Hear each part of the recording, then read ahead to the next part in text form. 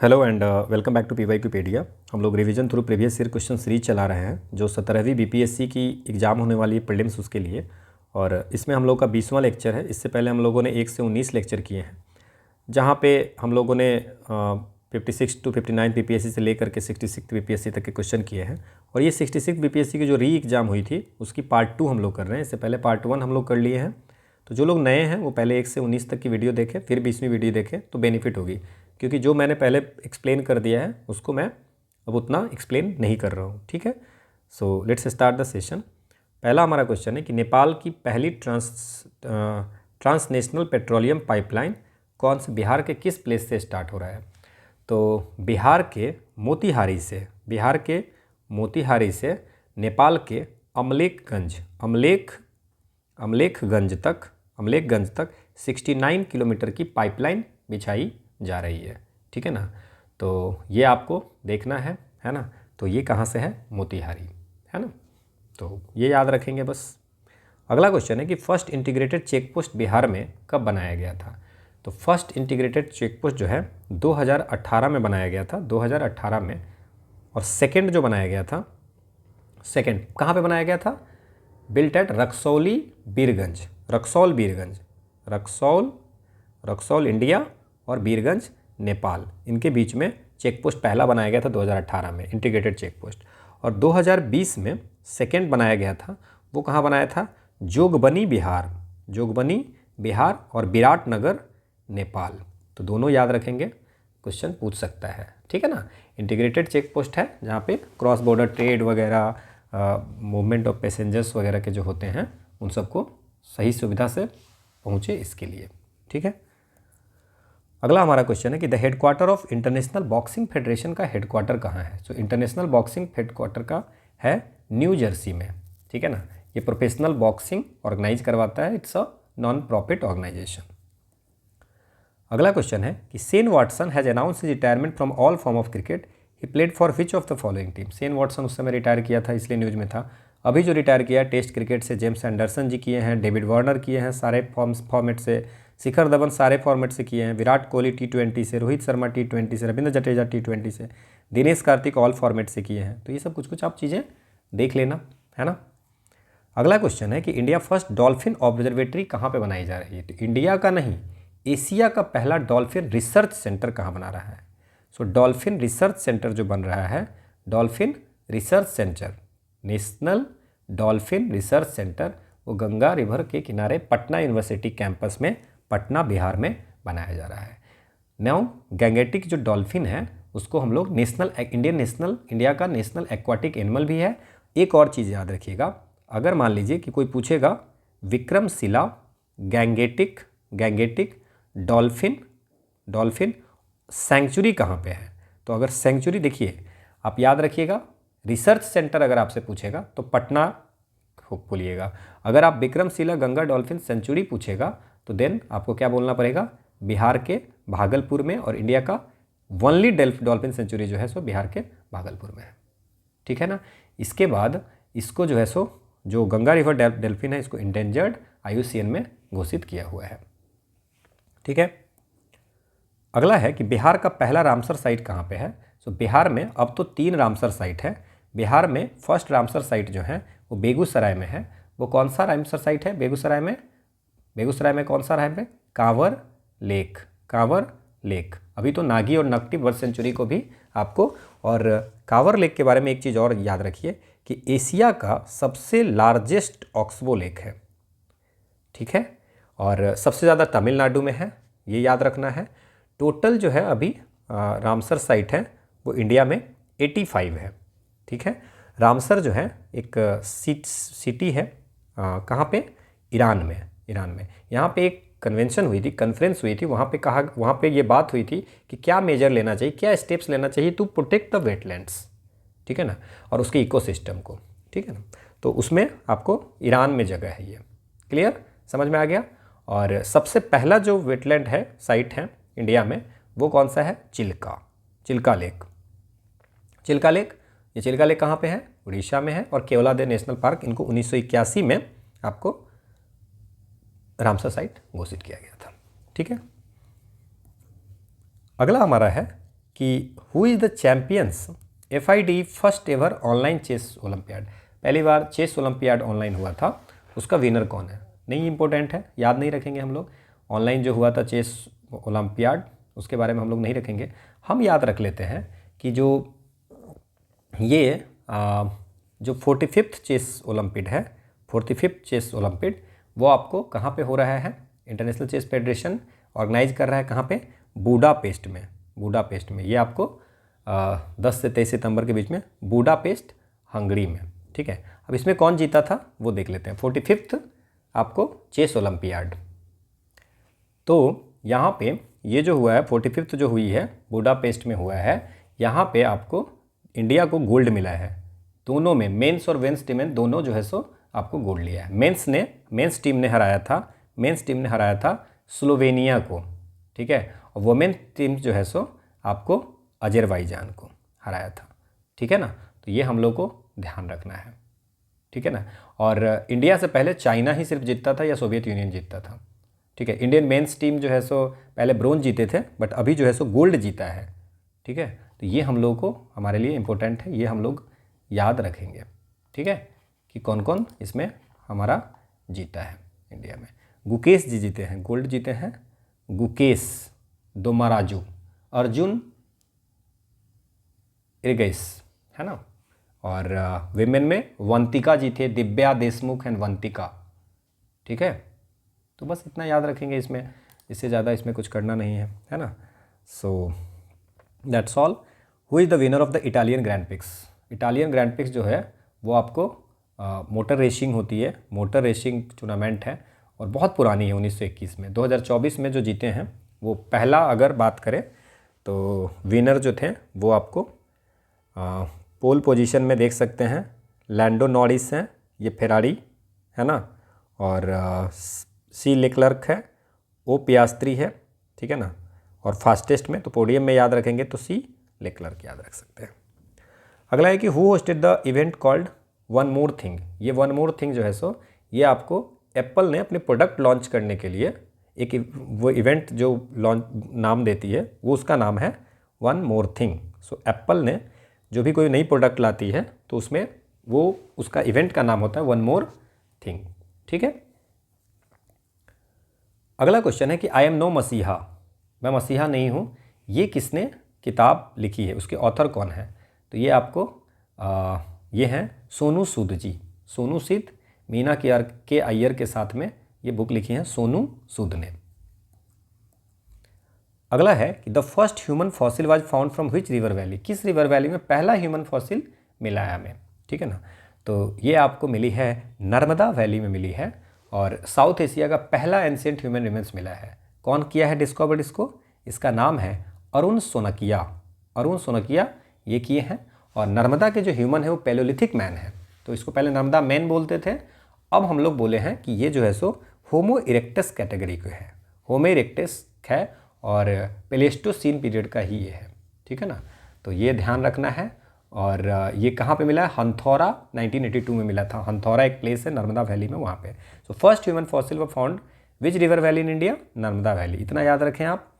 अगला है कि the first empire was established, सबसे पहले एम्पायर कौन इस्टेब्लिश किया था? चंद्रगुप्त मौर्य, अशोक, कनिष्क, चंद्रगुप्त द्वितीय, विक्रमादित्य। देखिए ये तो होगा नहीं, चंद्रगुप्त द्वितीय विक्रमादित्य। तो अर्लीस्ट और सबसे मोस्ट इंपॉर्टेंट एम्पायर जो इंडियन सब कॉन्टिनेंट में था वो था चंद्रगुप्त मौर्य के द्वारा 322 में आपको स्टार्ट किया गया था। तो 321-22 से लेकर के 185 तक चला था, है ना। चंद्रगुप्त मौर्य थे, है ना, तो उसके बाद जो है सो आपको तो ये जो आपको एम्पायर थे चंद्रगुप्त मौर्य, फर्स्ट एम्पायर कौन इस्टेब्लिश जो है सो, तो आपको ये ध्यान रखेंगे। बिंदुसार था, फिर अशोक था, फिर और भी महेंद्र कुंडल वगैरह सब जो आए थे वो तो है ही। ये पूरी आपको दी हुई है डिटेल्स। अगला हमारा क्वेश्चन है the oldest sculpture of Buddha, कौन से जो ओल्डेस्ट स्कल्पचर था वो कौन से हैं? अब देखिए इसमें ना थोड़ा सा कन्फ्यूजन है कि गंधार स्कूल जो है, गंधार स्टाइल जो है वो फर्स्ट सेंचुरी में आ गया था। तो शक वाले जो थे और कुषाण वाले थे, दोनों गंधार स्कूल के पैट्रॉन थे। तो ऐसा माना जाता है कि ह्यूमन फॉर्म में पहली बार स्कल्पचर जो है सो गंधार आर्ट से हुआ था। ठीक है ना, और कुछ लोग बोलते हैं कि मथुरा से, तो इट्स अ कन्फ्यूजन। सो आप oldest sculpture of Buddha is made in which style? So Gandhara एस्ट्रा, some peoples are saying Gandhara और मथुरा। तो ये क्वेश्चन पूछेगा नहीं, पूछेगा तो आप एक कोई मथुरा मार के आना आप, या गंधार मार के आना, ठीक है। अगला क्वेश्चन है in which inscription Kalinga victory mention है? कौन से इंस्क्रिप्शन पे है? माश्की पे है, रुद्रदामन इंस्क्रिप्शन पे है, जूनागढ़ पे और हाथीगुम्प पे है। हाथीगुम्पा इंस्क्रिप्शन पहले कहाँ पे है? तो ये है उदयगिरी में, उदयगिरी केव्स में, है ना, हाथीगुम्पा इंस्क्रिप्शन है। और यहाँ पे खारवेल जो है, खारवेल कलिंग के राजा खारवेल के बारे में इंफॉर्मेशन मिलती है, ठीक है। दूसरा, मास्की किस लिए फेमस है? यहाँ पे अशोक का नाम लिखा हुआ है, 4 जगह है जहाँ पे अशोका का नाम है, उसमें ये लिखा हुआ है। देन देखिए, जो आपका इसमें पुष्यगुप्त बैच से हैं, उन्होंने सुदर्शन लेक बनाई थी, ठीक है ना। तो कलिंगा विक्ट्री कहाँ पे मेंशन है? कलिंगा हाथीगुम्पा में ये लिखा हुआ है कि उदयगिरी केव्स में जो हाथीगुम्पा इंस्क्रिप्शन है वहाँ पे लिखा हुआ है कि कलिंगा रूलर खारवेल के बारे में लिखा हुआ है। तो ये आपको ना मेजर रॉक एडिक्ट 13 जो है ना, मेजर रॉक एडिक्ट 13 जो है ना, उस पर मेंशन है मेनली जो है। सो एक चीज़ और इसमें आपको ध्यान रखना है कि रुद्रदामन के बारे में अगर आप बात करते हैं तो पुष्यगुप्त बैच से थे जिन्होंने सुदर्शन लेक बनाया था। चंद्रगुप्त मौर्य ने आदेश दिया था अपने गवर्नर को, गवर्नर का नाम था पुष्यगुप्त, इन्होंने सुदर्शन लेक बनाया था। और ये गिरनार सौराष्ट्र में है।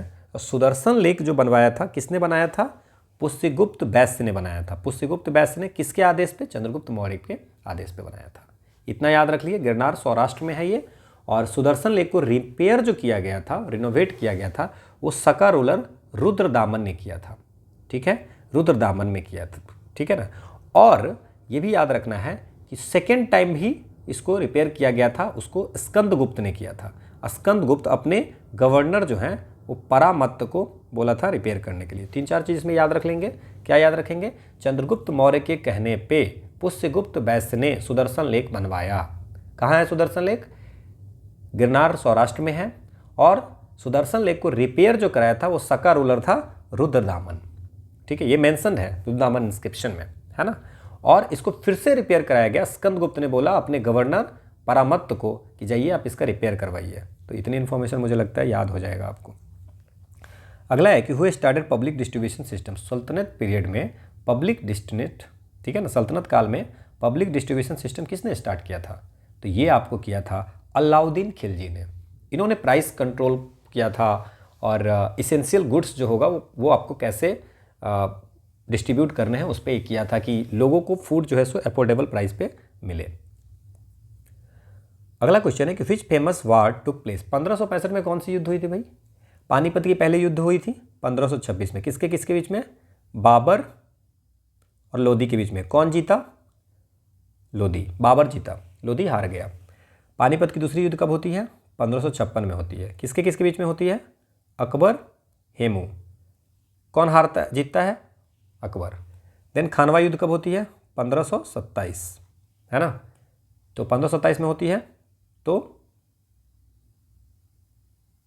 बाबर और राणा सांगा के बीच में। कौन जीतता है? बाबर। कौन हारता है? राणा सांगा। तालीकोटा युद्ध ये होती है 1565 में। किसको किसके बीच में? डेक्कन सल्तनत और विजयनगर के बारे में। तो कौन जीतता है? डेक्कन सल्तनत। तो तालीकोटा युद्ध समझ में आ गया 1565। अगला है दीन लाही। दीन लाही किसने शुरुआत किया था? किसने घोषणा किया था? तो 1582 में अकबर ने आपको हर जो रिलीजन है उसमें से अच्छी अच्छी चीज़ें ऐड करके और उन्होंने स्टार्ट किया था। हिंदू, इस्लाम, क्रिश्चियनिटी सब जगह टॉलरेंस वगैरह की बात करते थे। तो ये इन्होंने स्टार्ट किया था, दीन इलाही अकबर ने स्टार्ट किया था।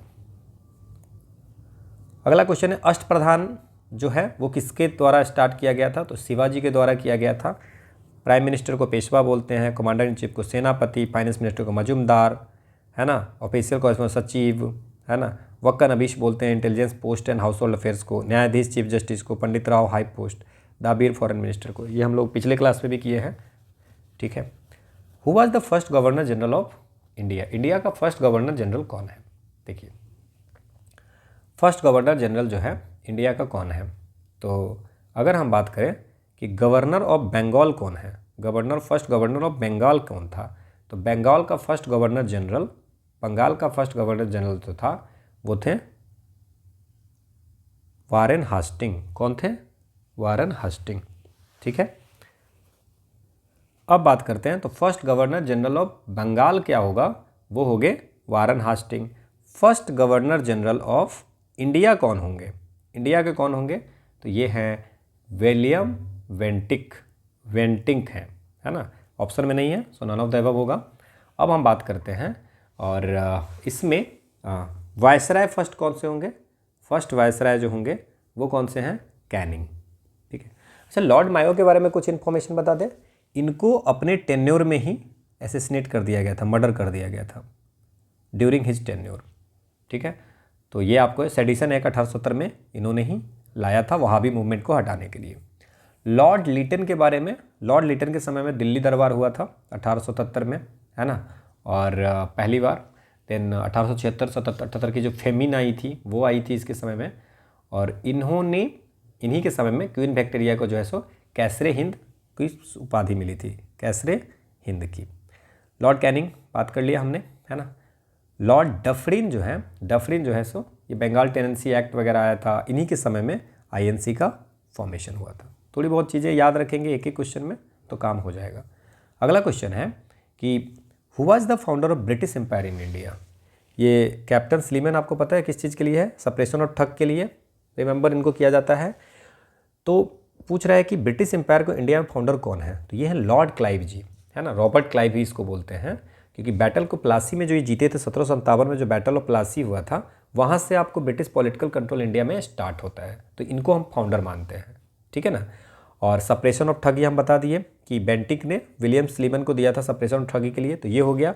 लॉर्ड मिंटो के बारे में अगर आप बताएं तो इन्होंने लॉर्ड मिंटो 1 के समय में आपको ट्रीटी अमृतसर की ट्रीटी हुई थी रंजीत सिंह के साथ में, है ना, इनके समय में। 1813 की चार्टर एक्ट भी इनके समय में पास हुई थी।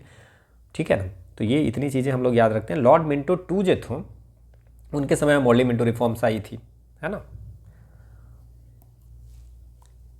अगला क्वेश्चन है कि where from the revolution of 1857 की कंट्री कहाँ से स्टार्ट हुई थी?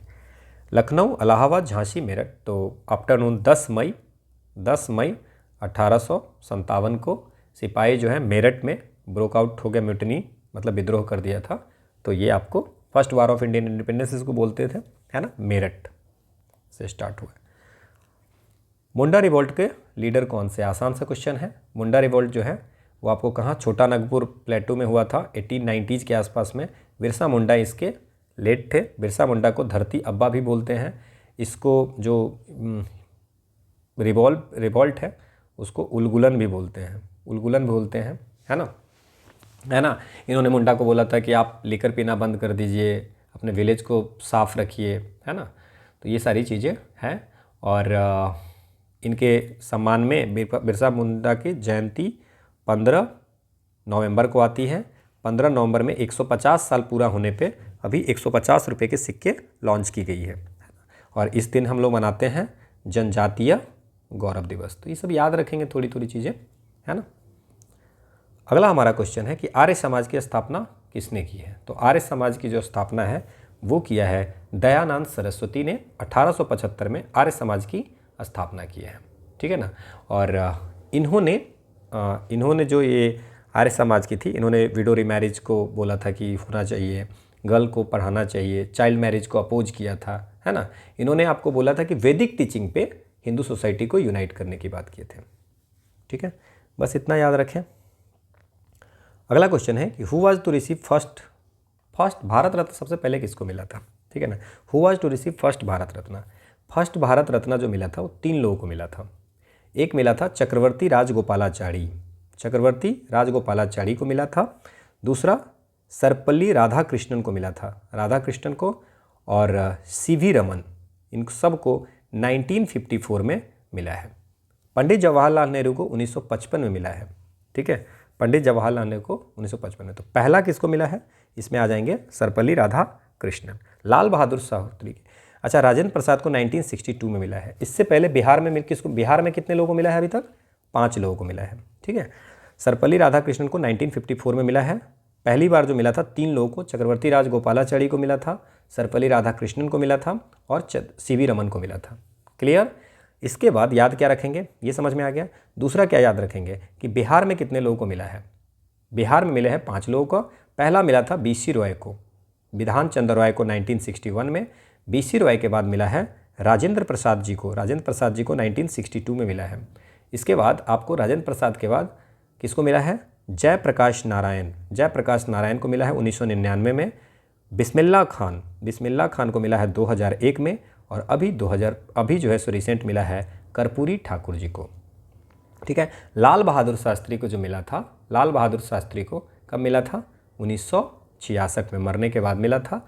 और इंदिरा गांधी को 1971 में। इंदिरा गांधी पहली वीमेन है जिसको आपको मिला है भारत रत्न।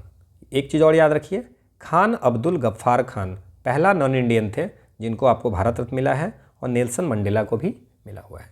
अभी रिसेंट में 5 लोगों को मिला है कर्पूरी ठाकुर में। कर्पूरी ठाकुर, लाल कृष्ण आडवाणी, पीवी नरसिम्हा राव, MS स्वामीनाथन और चौधरी चरण सिंह। तो इतनी इन्फॉर्मेशन हम लोग याद रखेंगे। अगला हमारा क्वेश्चन है कि which city of Bihar is surrounded by 5 हिल से घिरा हुआ। तो राजगीर जो भी है उसको पहले हम बोलते थे राजगृह, है ना। तो राजगीर है जो 5 हिल से है। उसमें 5 हिल में कौन सा है, रत्नागिरी, ये भी हम बात कर चुके हैं। रत्नागिरी, विपुलाचल, है ना, वैभरागिरी, वैभरागिरी, है ना, सोनगिरी और उदयगिरी। ठीक है। ये 5 से आपको 5 हिल से सराउंडेड है। ठीक है। तो इसमें ऑप्शन कोई भी नहीं है। अगला हमारा क्वेश्चन है the first president of India Rajendra Prasad कौन से स्टेट से है।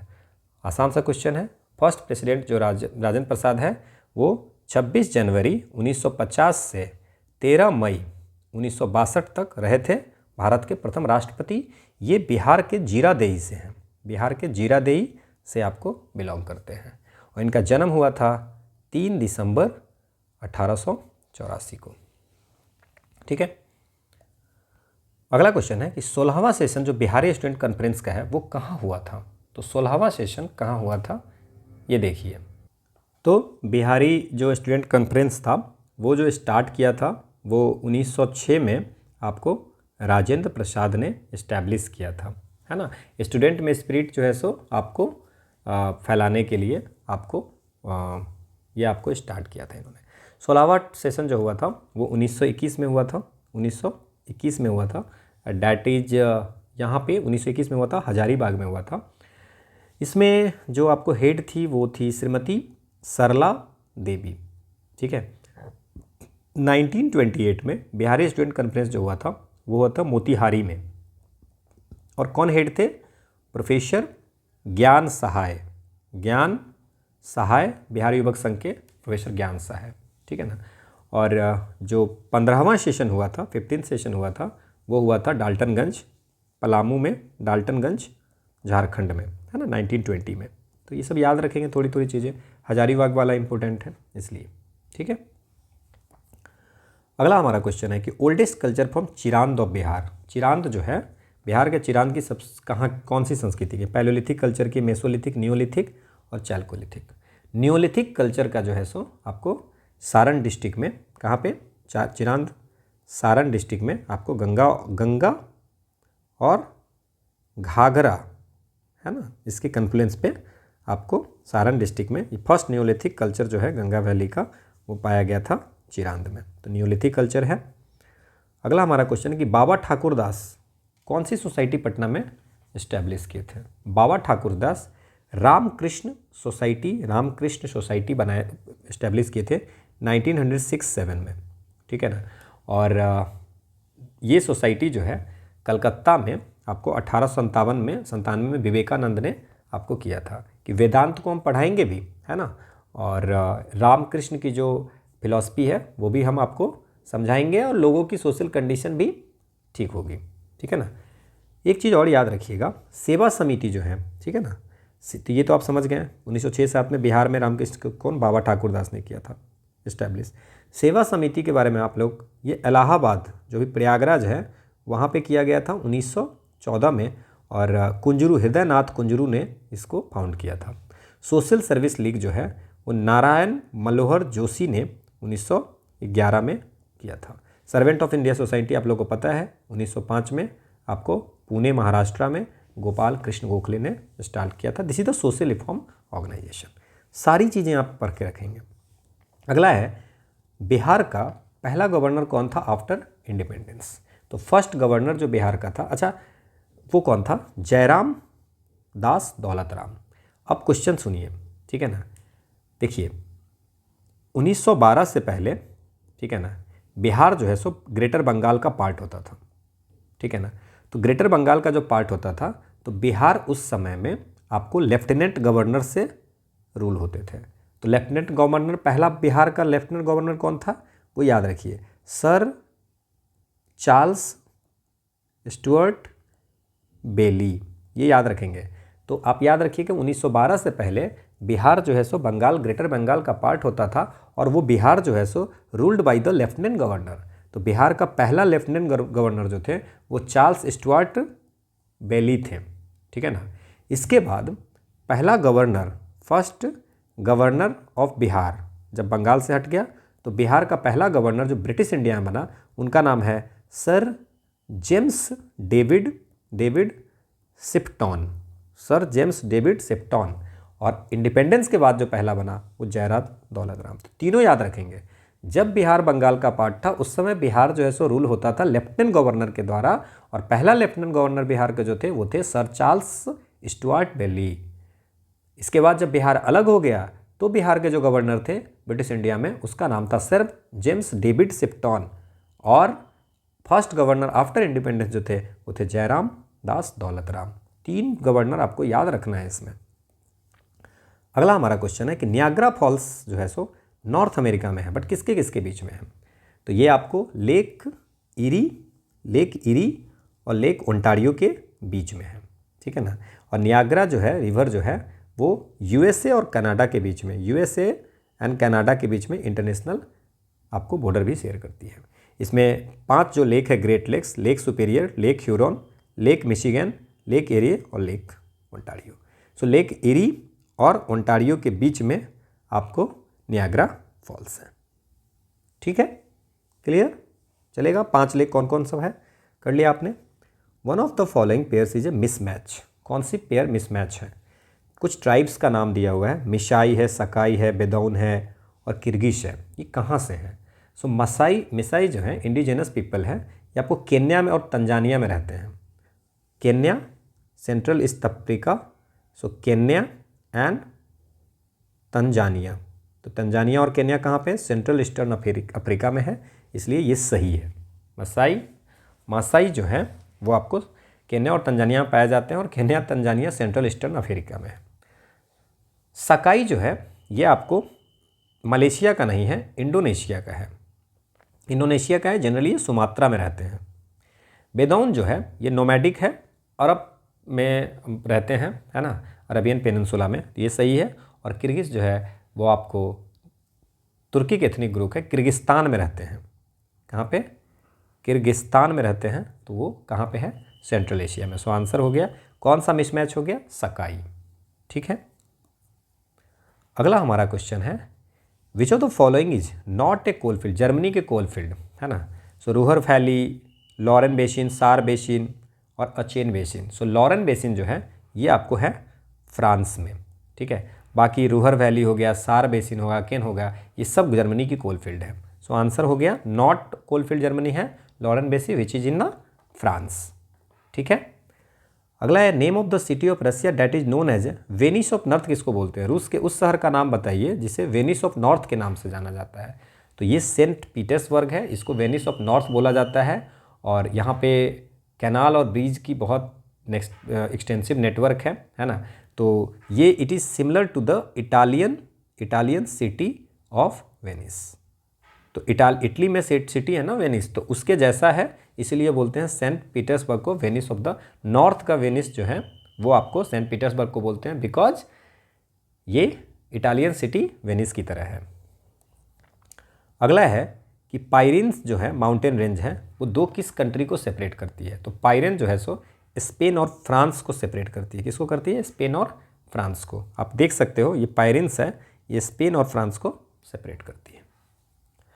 अगला है कि चंद्र और भाग रिवर कौन से रीजन में फ्लो करती है? चंद्र और भाग रिवर, चंद्रा और वाघा रिवर कौन से रीजन में? क्या वो स्पीति में, लद्दाख में, लाहौल में और कारगिल में? ठीक है ना। तो जो चेनाब रीजन है, चेनाब रीजन के बारे में आप जानते होंगे। तो चेनाब जो है सो इंडिया और पाकिस्तान दोनों में फ्लो करती है, और जो पंजाब रीजन में 5 नदी है उसमें आती है। ठीक है ना। तो ये चेनाब रीजन जो होगा वो 2 हेडवाटर्स को मिल करके, यूनियन ऑफ 2 हेडवाटर्स को मिल करके बनाता है, वो है चंद्रा और भागा। ठीक है। ये आपको जो निकलती है वो कहाँ से? Upper Himalaya in Lahaul region of Himachal Pradesh, Lahaul region Himachal Pradesh से निकलती है। तो इसलिए आंसर जो होगा लाहौल रीजन से फ्लो करती है, और ये दोनों बनती है आपको चेनाब रिवर। अगला क्वेश्चन है कि Rana Pratap Sagar hydro electric project जो चंबल रिवर पे है। तो पहला क्वेश्चन तो हो गया कि Rana Pratap Sagar hydro electric project किस रिवर पे है? तो चंबल रिवर पे है। कौन से स्टेट में है ना? तो ये आपको है राजस्थान, इंडिया, राजस्थान में आपको ये है। अगला हमारा क्वेश्चन है कि भरमौर ट्राइबल रीजन कहाँ पे है? तो भरमौर जो है उसको माचू पिचू भी बोलते हैं, माचू पिच्चू। ये आपको हिमाचल प्रदेश की रीजन है। इसको ब्रह्मपुरा भी बोलते हैं।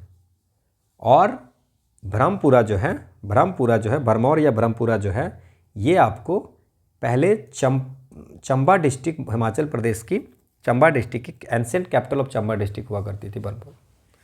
ठीक है ना। तो ये आपको ध्यान रखना है। आप अगर देखेंगे तो ये है आपको रीजन भरमौर। ठीक है, हिमाचल प्रदेश में। ठीक है। सो भरमौर ट्राइबल रीजन जो है सो कहाँ पे है? तो वो है हिमाचल प्रदेश में। ज़्यादा पीएचडी नहीं करना है। जवाहरलाल नेहरू पोर्ट जो है सो कौन से स्टेट में है? ठीक है।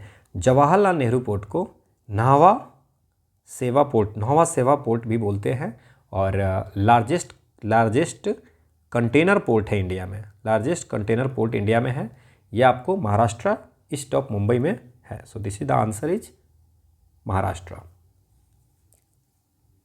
अगला क्वेश्चन है कि which state of India is the largest producer of copper? तो मध्य प्रदेश जो है वो largest producer of the copper है। और वर्ल्ड में अगर बात करें तो चिली जो है वो वर्ल्ड का लार्जेस्ट प्रोड्यूसर ऑफ कॉपर है। इंडिया का मध्य प्रदेश, वर्ल्ड का चिली। अगला क्वेश्चन है कि कश्मीर में पहलगाम नदी के तट पर स्थित है। ठीक है। Kashmir is located on the bank of river Kashmir का पहलगाम किस नदी के किनारे है? ये क्वेश्चन पूछा आपसे जा रहा है। श्योक नदी के किनारे है, झेलम है, लीडर है और चेनाब है। कश्मीर में पहलगाम किस नदी के तट पर स्थित है? ये क्वेश्चन है। तो श्योक रिवर जो है ये ट्राइब्यूटरी किसकी है पता है आपको? इंडस रिवर की ट्राइब्यूटरी है। ठीक है। पहलगाम एक बहुत अच्छा टूरिस्ट डेस्टिनेशन है, वो लीडर रिवर पे है। कौन सी रिवर? Leader river. तो ये आंसर क्या हो गया? Leader river. समझ में आया कि गया? श्योक, इंडस। ठीक है ना। यहाँ पे आपको पता ही है झेलम, गिलगिट सब दिख ही रहा है ना। तो ये आपको ध्यान रखना है। दंडकारण्य रीजन जो है सो कौन से स्टेट में पड़ता है? सो दंडकारण्य रीजन जो है सो आपको एक पर्टिकुलर स्टेट में नहीं पड़ता है ना। जैसे मान लीजिए कि आप ये नहीं कर सकते, more than one of the state में पड़ता है दंडकारण्य। जैसे थोड़ा मध्य प्रदेश का भी पार्ट होता है दंडकारण्य में, थोड़ा महाराष्ट्र की पार्ट होती है, थोड़ा छत्तीसगढ़ का भी पार्ट है, थोड़ा उड़ीसा का भी पार्ट है, थोड़ा आंध्रा का भी पार्ट है, थोड़ा तेलंगाना का भी पार्ट है। तो इस सब के पार्ट मिला करके आपको ये बना हुआ है। सो अगर आप बात कीजिएगा उड़ीसा, छत्तीसगढ़, आंध्र प्रदेश, तेलंगाना, ये सारे more than one of the above मिला करके बनाते हैं। ठीक है। ये देख लीजिए, ये दंडकारण्य रीजन है। मध्य प्रदेश, छत्तीसगढ़, महाराष्ट्र, आंध्र, तेलंगाना, उड़ीसा। ठीक है। अगला क्वेश्चन है कि विच of the following is not a cattle? Rajasthan के कैटल ब्रीड के बारे में पूछ रहा है कि थारपारकर कहाँ के है, राठी कहाँ के है, हलिक्कर कहाँ के है, मेवाती कहाँ की है। तो थारपारकर, राठी और मेवाती, ये 3 जो हैं, और एक और आप लिख लीजिए इसमें नगोड़ी, है ना। ये सब आपको कैटल ब्रीड राजस्थान की है। ठीक है। हलिकर जो है ये आपको कर्नाटक की कैटल ब्रीड है। कहाँ के है? कर्नाटक की। अगला क्वेश्चन है कि how many district of Bihar had less than 10 lakh population. 2011 की जो जनगणना हुई थी उसमें कितने ऐसे डिस्ट्रिक्ट थे जिसमें 10 लाख से कम पॉपुलेशन थी। तो सबसे ज़्यादा पॉपुलेशन किसकी थी, वो तो पटना की थी उस समय। सबसे कम जो थी वो शेखपुरा की थी, है ना, 6 लाख के आसपास में। तो 3 ऐसे डिस्ट्रिक्ट थे, अरवल, शिवहर और शेखपुरा, इसमें 10 लाख से कम पॉपुलेशन थी। तो आंसर क्या हो जाएगा, 3 डिस्ट्रिक्ट ऐसे थे जिसमें 10 लाख से कम पॉपुलेशन थी। अगला क्वेश्चन है कि which one of the following cereals has the highest per hectare yield. Bihar में कौन सी सेरल है जिसकी पर हेक्टर इल्ड जो होता है ना, उपज सबसे अधिक कितना है, तो वो है मेज, जिसको जल्दी लोग उपजाते नहीं हैं। ठीक है। अगला है कि leading fish producer district, Bihar की कौन सी डिस्ट्रिक्ट है जो सबसे ज़्यादा मछली का उत्पादन करती है। तो अगर 18-19 की हम बात करें तो सबसे ज़्यादा जो उत्पादन करती है वो Madhubani, then Darbhanga, then East Champaran. So Madhubani, Darbhanga, then East Champaran. So leading fish producer district Bihar की जो है वो ये है। अगला क्वेश्चन है कि the top ranking pulse in terms of acreage of Bihar, कौन सी पल्स हैं जो आपको सबसे ज़्यादा आपको पल्स, बिहार में सबसे ज़्यादा कौन सी पल्स होती है। तो इसमें रेड ग्राम है ना, ग्राम एंड मूंग जो है सो ज़्यादा रहती है ना, टॉप रैंकिंग ग्राम एंड मूंग ही रहती है ना, बट एग्जैक्ट कोई डाटा है नहीं। सो मिनिमम एरिया रेड ग्राम की है और ग्राम और मूंग जो है सो हायर एरिया में रहती है। तो you can write this answer, आप लिख सकते हो, है ना, मूंग और चना। इंडिया जो है लार्जेस्ट प्रोड्यूसर है, 26% ऑफ वर्ल्ड प्रोडक्शन की पल्स की जो होती है उसमें वर्ल्ड का प्रोडक्शन जो होता है उसमें इंडिया का पहला है और सबसे बड़ा कंज्यूमर भी है। 30% वर्ल्ड में जितना भी पल्स होता है वो इंडिया कंज्यूम कर जाता है। The leading sugar cane productivity district, कौन सा डिस्ट्रिक्ट बिहार का है जो शुगर केन के प्रोडक्शन में सबसे हाईएस्ट है। क्यूबा को शुगर केन की कटोरी बोलते हैं, बोल ऑफ चीनी, है ना। उत्तर प्रदेश को बोलते हैं बिहार स्टेट में, और बिहार के स्टेट में कौन सा स्टेट है जो सबसे ज़्यादा शुगर केन का प्रोडक्शन करती है, तो सबसे ज़्यादा जो है वेस्ट चंपारण, उसके बाद ईस्ट चंपारण, फिर गोपालगंज, देन सीतामढ़ी, सिवान, समस्तीपुर। ठीक है। The large canal irrigation area in Bihar lies in the district of, Bihar में सबसे बड़ा नहर सिंचित क्षेत्र किस जिले में है। तो इकोनॉमिक सर्वे अगर 2019-20 की बात करें तो बिहार में वेस्ट चंपारण जो है वो सबसे ज़्यादा इरिगेटेड एरिया में है। सबसे ज़्यादा वेस्ट चंपारण जो है सो 185 हेक्टेयर जो है वो आपको कैनाल इरिगेटेड एरिया में है। Then Aurangabad, Rohtas and then Bhojpur. Okay नहीं सॉरी, रोहतास का 254 है, sorry, so Rohtas should be the answer. West Champaran second number पे आते हैं 185 हेक्टेयर में। ठीक है। अगला क्वेश्चन है कि name the district of Bihar which is the lowest rural female literacy rate in 2001 and 2011। ठीक है। तो लोएस्ट फीमेल लिटरेसी रेट हमने ये सब बात कर ली हुई है। तो किशनगंज एंड सहरसा जो है लोएस्ट फीमेल लिटरेसी रेट जो है 2001 में किशनगंज था, 2011 में सहरसा था। तो 2011 का आपको अगर याद होगा तो 2 ऑप्शन छट सकता था। लोएस्ट फीमेल लिटरेसी रेट में सहरसा का 41.68 है, पिछले क्लास में हम बात किए थे। हाईएस्ट जो है सो कहाँ पे है, रोहतास में। हाईएस्ट लिटरेसी रेट कहाँ है, Rohtas. Highest male literacy rate कहाँ है, Rohtas. Highest female literacy rate कहाँ है, Rohtas. Then lowest literacy rate कहाँ है, पूर्णिया। ठीक है। लोएस्ट मेल लिटरेसी रेट कहाँ है, पूर्णिया। लोएस्ट फीमेल कहाँ है, सहरसा। बस यहीं पे चेंज हो रहा है, समझ में आया। Highest literacy rate Rohtas, highest male literacy rate Rohtas, highest female literacy rate Rohtas. Then आइए बात करते हैं फिर lowest literacy rate Purnia, lowest male literacy rate Purnia, lowest female Saharsa. यहीं पे एक ही चीज़ आपको याद रखना है मेनली। तो सहरसा अगर याद है तो काम आपका चल जाएगा। सो 2001 में किशनगंज था, अभी सहरसा हो गया।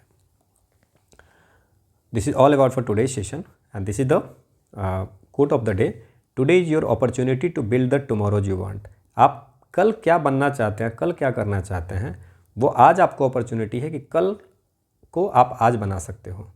ठीक है। Thank you all for watching. You can join the Telegram channel जहाँ पे आपको रिवीजन के लिए क्वेश्चन मिल जाती है और अगर कोई नोटिफिकेशन होगा तो वहाँ पे मिल जाती है।